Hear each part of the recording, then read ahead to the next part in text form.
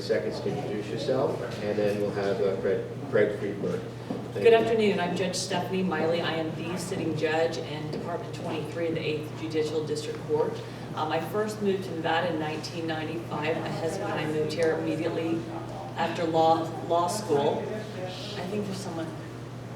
All right, so we moved here immediately after law school. Upon moving to Nevada, I clerked with the judge. In 1996, after passing the bar, I went to work for several large civil firms here in Las Vegas. I did civil litigation. The nice thing about working with a large firm in Las Vegas is I had the opportunity to do numerous types of law, real estate law, contract law, some limit law, personal injury, insurance litigation, contract litigation. I worked with large firms up until approximately 2003. At that time, my husband and I, my husband's also a lawyer, we opened the Miley law firm. And we did a little bit of everything. We did a lot of family law, criminal law, some civil litigation as well. One thing we also did while having the Miley law firm, which my husband continues to do to this day, is my husband and I grew up in military families. My father-in-law is a disabled veteran. We both have multiple family members who fought and served in various wars. And we would offer low-cost or no-cost service to different veterans who needed legal assistance. Now, that was very important to both of us because we know, especially my husband, he grew up right outside of Randolph Air Force Base in San Antonio, Texas, that often finances are a great concern to working military families. So we wanted to do that. My husband has continued that tradition up to today, and he's very active in helping veterans. I am a civil criminal judge currently. I was elected to family court in 2005. I was in that position for 4 years until being elected to my current position where I do civil and criminal. Time is up. Sorry.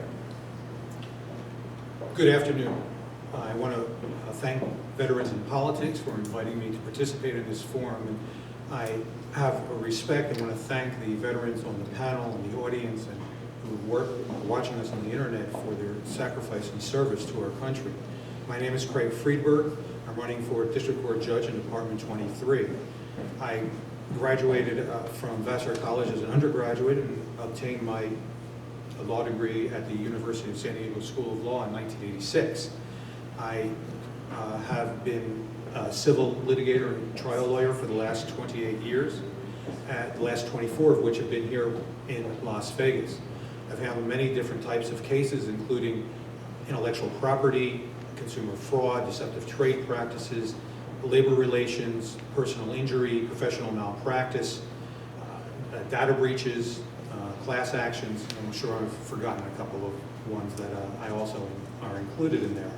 I also am a part-time judge and have experience in both the district court as a short trial judge and as a justice court pro tem, handling both criminal and civil dockets. I'm a small claims referee, a Clark County hearing officer, and I've been an arbitrator for the district court for the last 19 years. I met and married my wife here in Las Vegas, and between us we have 2 sons and a daughter. Our oldest one is studying to be a nurse. Our daughter works on the Strip in the front office, and my youngest is completing his training in the police academy. Time, please. Thank you. Okay. Again, I'm seeming like a broken record between candidates and panelists. We really need to focus. We have a lot of people coming today, and we have a lot of questions. So everybody just bear with the time pressure. But I guess that's part of the job. Okay, so 30 seconds for each panelist to ask questions. Please direct your questions if you want one or both candidates to answer. And we'd like to go first, and Paul will start down. We'll go back down the other end. We'll just keep doing the same process. Well, here's a question for both candidates. What is the hardest decision you've had to make, whether it's as a judge or as a practitioner, as a lawyer, and how do you think that would impact how you decide cases? You want to go first? Sure. As an attorney, I could say that the hardest decision I've had to make is when I found out that one of my clients was not being forthright with me. I had a number of cases with him that were ongoing, and once it became clear that he was using me as a conduit to perpetrate what I considered fraud on companies that didn't deserve so, you have to let him go. And I did that really not worrying about the consequence to me professionally or what he may do afterwards, it was the right thing to do. And I would expect that kind of honesty and integrity, not only from me on the bench, but from the attorneys that are in front of me. My hardest type of case, I do civil and criminal, are probably DUIs. And the reason is this. Oftentimes when you look at the background of someone who gets arrested for a DUI, there are people who know they're involved with the legal system. And one of the hardest cases I had was actually all over the news. It was a case where it was a hit and run, which resulted in a death. Alcohol was involved. And the person, because a DUI with death is a mandatory prison sentence. But the other side of the story is, which no one knows, is the person who caused the DUI. Drinking and driving is wrong. However, that person, if you looked at their history, they were a military veteran. They were diagnosed with post-traumatic stress disorder. They got whatever minimal services they could from the VA, which were very minimal. Then they were kind of turned out on their own. The person started self-medicating with prescription drugs. When that became harder to get, they turned to illegal drugs and drinking. And it was heartbreaking because it was someone who had to go to prison. And it was someone who, I think that if the appropriate services had been available to them to treat the post-traumatic stress disorder, they would have never been in that situation. It was a person who had nothing else on their past other than honorable discharge from the military. And it broke my heart. Again, I'm going to remind candidates who have 1 minute to respond. And again, thank you for bearing with the time pressure. Next up is Byron. Hi, good morning. Good morning. You know what? I wanted to ask you, Judge, what you just described, I would say happens more often than not with veterans who come back and who have PTSD issues and self-medicate, which is just a domino effect into problems with the law and being in front of a judge to begin with. From your past experience, and I'll offer this to you as well, sir, what can be done? In other words, what can be changed either through legislative action or even with the local courts? What can be done so that somebody who's in front of a judge with a similar circumstance to what you just described is offered another solution besides prison? Well, that's part of how the concept from Veterans Court kind of came into being.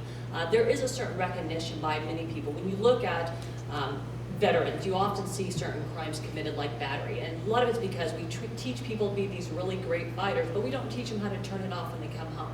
They suffer from lack of sleep, they suffer from PTSD. It's a huge problem.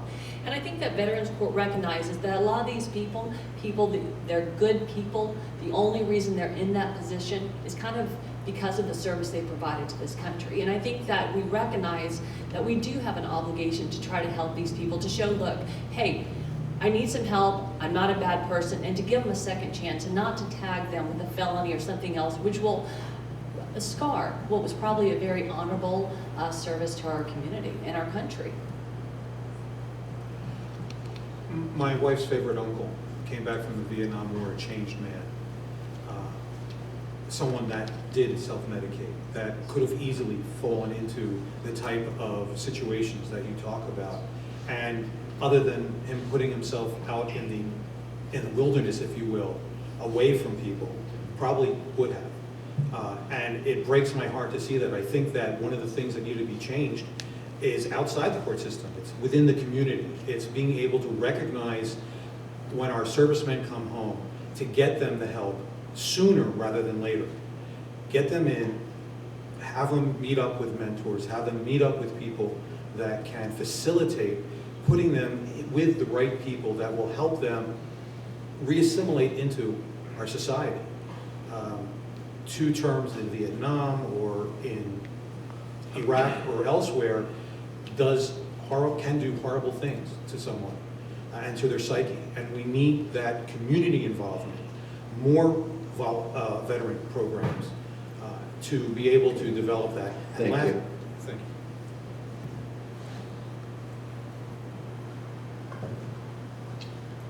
My question is, what political party do you belong to, and starting with Judge Miley? I'm a registered Republican. I'm a registered Democrat.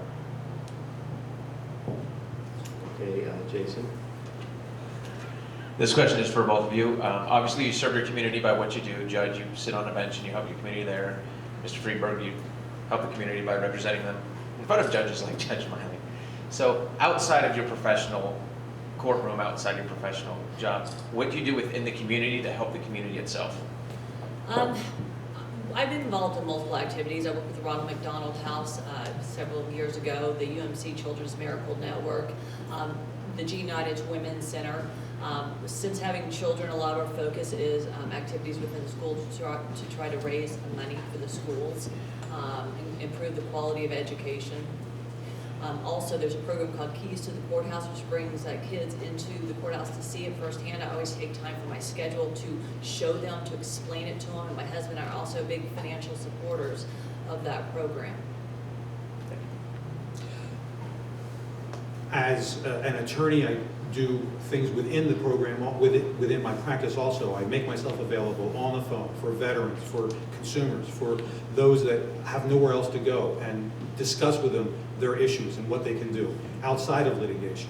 But I also do everything I can to contribute to charities, the Multiple Sclerosis Foundation, United Aid, Give Blood. I've been a Sunday school teacher for 10 years. I have worked within my synagogue and my community, going at 3 o'clock over to the Jewish Federation to help them today. And I want to also develop a court in schools program where we bring a court session to the schools instead of them having to come to the courthouse, and let them see the actual consequences of those that are maybe just a few years older than them, who can speak to them about what happens when they're caught taking drugs or selling drugs or drinking while driving. Those are some of the things I want to do both now and that I have been doing and I will want to do as a judge. Thank you. Thank you. Go ahead, Angie. Okay, this question is regarding judicial activism and jury nullification and case law, creating case law. But basically, what are your thoughts on those things? And let's give you an example. During the government shutdown, they shut down the memorials for the war veterans, and they have a program. It's called Flights of Freedom, I think it's called. And basically, you have a one-time opportunity for you to go and visit your own war memorial. Well, during the government shutdown, these memorials were closed. At one point in time, they were reopened for a couple days, but then they were closed down again. So what these veterans ended up doing was taking the barricades with their wheelchairs and their little scooters and taking them back to the White House. Now, if you had one of these veterans in front of you in a courtroom and they were charged with trespassing, what are your thoughts on that and not sticking to the book or sticking to the rules? Well, the trespassing would be a misdemeanor most likely. The decision whether or not to prosecute a case is not ours, unfortunately. Sometimes we look at cases the DA chooses or the city attorney chooses to prosecute, and we may disagree. However, we can do the sentencing ranges. I think I would probably fall, I can't really tell you what I would do because each and every case is different, okay? And you have to look at that. However, I can tell you as a person, if I was there, and I know like Representative Bachman was there and moved the barriers, I think I'd probably join her and think about the consequences later. And a lot of that's because my own father-in-law is a disabled veteran, and he is one of those people sitting in the wheelchairs. When a judge takes the oath of office, we're sworn to uphold the laws and the Constitution of Nevada and the United States. And in order to do that, we sometimes have to put our personal feelings aside. However, if you're asking me what personally I would do, Yes. I probably would have been out there with them. I would hope that they understood that what they were doing would be considered a misdemeanor or a trespass, and they're willing to accept that and use probably the incredible publicity that would come from someone actually taking them to court and trying them or sentencing them in anything other than a slap on the wrist or time served or whatever they would come out with to help advance the veterans' rights movement. So I think that there's two sides of that. One, a judge has to obey and follow the strictures of the law, but within within those parameters, there's things that can be done by a judge to minimize the impact on any individual, given the specific facts of that case. Thank you. Okay, Stewart. Okay, I'd like this question is to both of you. I'd like to understand how each of you think constitutionally. So please pick a Supreme Court case that you disagree with. Tell me how and why you would decide it differently. Good luck. You go first. course, Mr. Friedberg.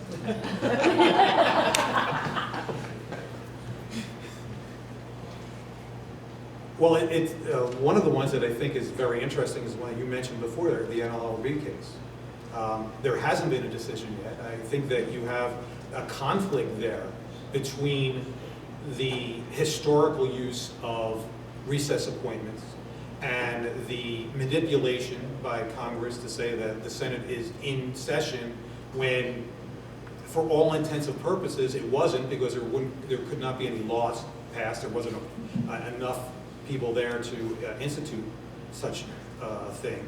And it'll be interesting how that comes out, because you do have that conflict. You do have the give and take of where one looks at the historical use of elected and executive powers versus what it does to the legislative branch.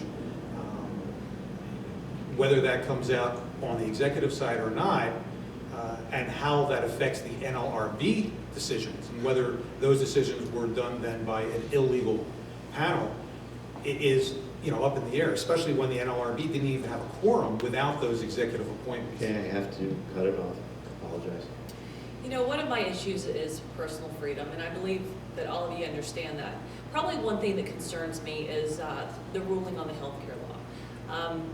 I think everyone wants the best possible healthcare and wants people to receive medical treatment, but what concerns me is when you start inviting people in to regulate the healthcare and they have access to all your personal information, that little by little, these freedoms that we appreciate in this country and which are so unique to this country start getting eaten away. First they know this about our health system, then they can decide who's going to get the medical care. And that really concerns me, that little by little our freedoms are being encroached upon, even if the overall intent is good. I'd rather protect the freedoms and maybe give up a little bit else in some other areas. Thank you. Thank you.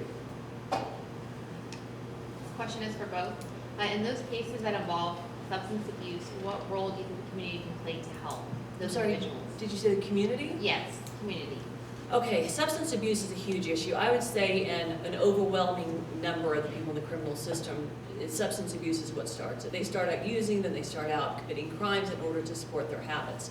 The biggest problem we have in the court system is we, like the veterans, we have very limited resources, and actually there's very limited resources in the community. There are drug treatment facilities, but those private facilities are very expensive, and they're not, and the average person who needs them are no way going to be able to financially afford those services. So I would, it's a lot bigger picture than this. In a perfect world, I think there needs to be a lot more affordable resources, if not very, very low-cost resources, in order to treat this problem. Because I think ultimately it could help cut down crimes that are committed in the, obviously criminal arena. The issue of substance abuse is not only a judicial problem, it is a community and education problem in my view. To be able to reach out, as judges, we should be mentors, we should reach out to the youth and help them respect the law and help them understand the consequences of what they do. One of the ways to do that is, as I mentioned before, the Courts and Schools program. But even outside of that, we do need more resources in the community. It is not only for the purpose of bringing down the amount of people that, whether they be veterans, youth, etc., who fall into this trap, but it's also to allow the judicial system to put its resources, hopefully, to more into those people that have serious crimes that have to be dealt with, murder, rape, etc. The less time the judicial system can spend sentencing someone that has fallen into that trap, and more time it can spend getting them help through drug courts, through other mechanisms, the better it is for all of us. Thank you. I guess the last question goes to Robert Lauer. You both are running for judge right now, and you're going through the process, which requires you to raise money. Raise money to pay for the signs out there and direct mail and so forth. Do you see a conflict in the system that you're engaged in if you have to solicit money from law firms that maybe have obviously cases in front of you in the future or currently? You know, that's a tough call, and I think about, because there's always been a push to appoint judges. I do lean toward elected judges because my concern is what they say is, oh, people don't know their judges. Well, what happens if they take away our right to vote for the judges? Do they take away our right to vote for the legislature? Do they take away our right to vote for president? But what you pointed out, Mr. Lauer, is there is a huge conflict, and it's sometimes very difficult because most judges were not politicians by our nature. I like to think and read and write and all that stuff, and it's very difficult to go out and raise money, and sometimes you have to raise money from those same people that are appearing before you. And it is a difficult balance. I mean, there's suggestions that perhaps judges form formal committees and then the committees approach the individuals for money. That is perhaps a suggestion, but I am not for going to completely appointed judges just to get around that situation. There is a conflict there, and it's one that we all have to deal with when we do go to businesses, law firms. What happens, though, is that law firms are the ones that deal with the justice system most often, and they're the ones that have the most interest in who is your judge.